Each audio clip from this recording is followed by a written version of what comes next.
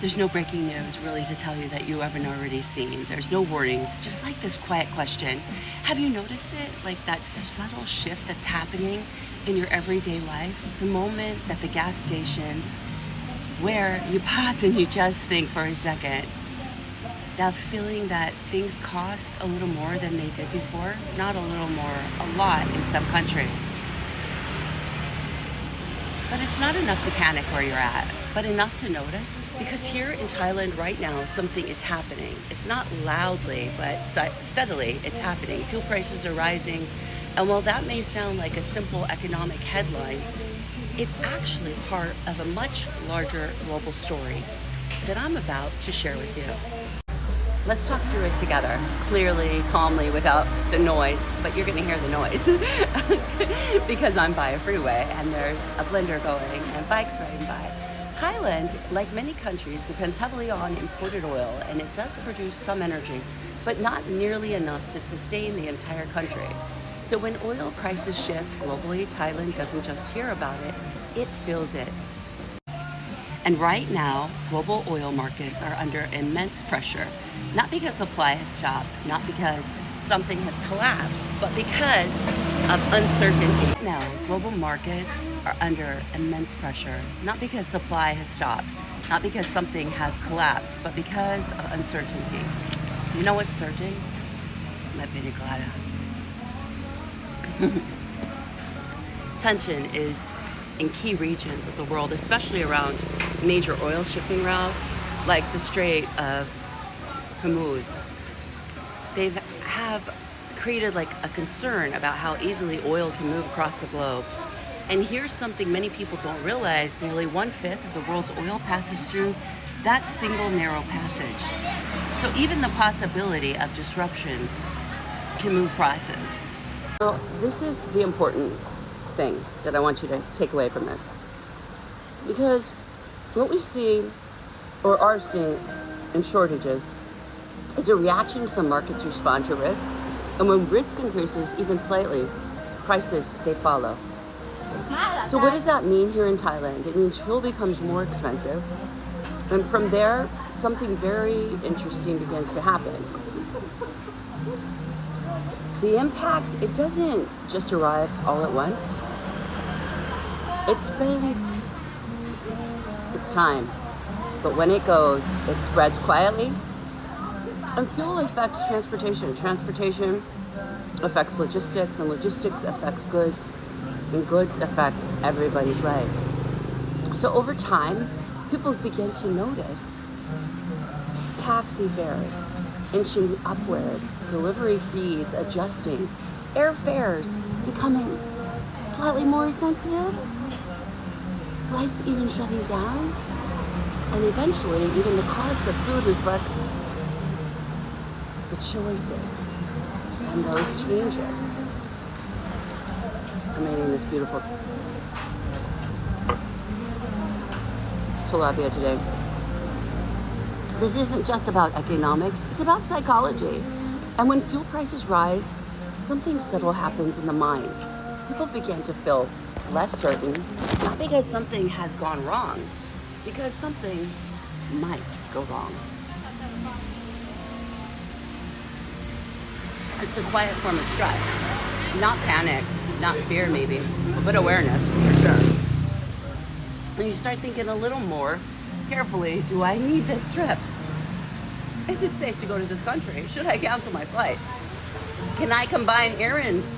Should I spend a little less this week? Should I drive or take the train? Should I take an Uber or a bike? In Thailand, this response is particularly unique because instead of reacting loudly, people are just adjusting. There's a kind of calm resilience here. You don't see dramatic shifts overnight. You see thoughtful ones in so many different ways. Businesses are adapting. They're adapting carefully. And they don't rush to raise prices sharply. They adjust gradually, trying to protect both themselves and their customers. Individuals do the same. They become more mindful, more intentional, not out of fear, but out of awareness. Let's talk about what's being done, because this is not being ignored. Thailand's leadership is actively looking at ways to reduce the impact. One of those ways and one of those options is cutting fuel taxes. It helps ease the burden on consumers. And they're also working to secure stable oil supply routes, making sure that even in uncertain times, access to fuel remains consistent. This is an important context because it tells us something very clearly. This is not a country in crisis. This is a country in adjustment. And there's a difference. There is a difference. A crisis is reactive. Adjustment is responsive.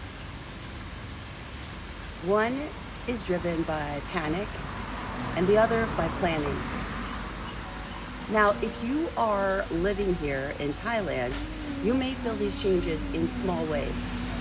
If you are visiting, you may notice slight differences in costs on transportation. If the overall system continues to function, maybe not completely smoothly, but steadily.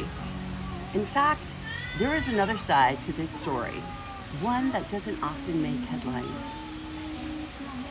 When pressure increases, innovation follows.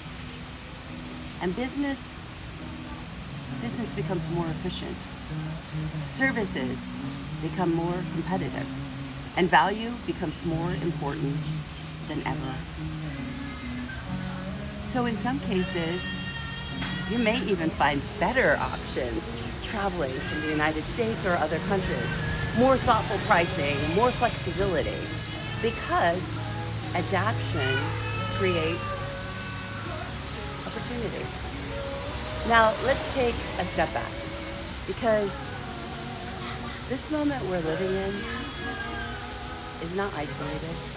Thailand has experienced global shocks before. They've gone through things before. Economic shifts, energy fluctuations, uncertainty from outside its borders, definitely. And each time, it has adapted. Not perfectly, not instantly, no, but consistently and with thought. And that's what we are seeing again now. This is not the beginning of something falling apart. Maybe it is just in the middle of something recalibrating. And that perspective matters. It truly matters. Because when we understand what is happening, we respond differently. We don't panic. We prepare. We don't withdraw. We adjust. And most importantly, we stay grounded. Because yes, fuel prices are rising. Yes, there is a global uncertainty. Sorry, there's a dog right there. But there is also stability. He denied my fish. There's stability. There is still movement. There is still life continuing every single day. And people are still working, still building, still supporting one another. And that may be the most important story of all. That may be the most important story of all that I want to tell. Not the price of fuel, but the resilience of people. So tonight, as you think about what's happening in the world, I want to invite you to look at it through a different lens. Stay informed,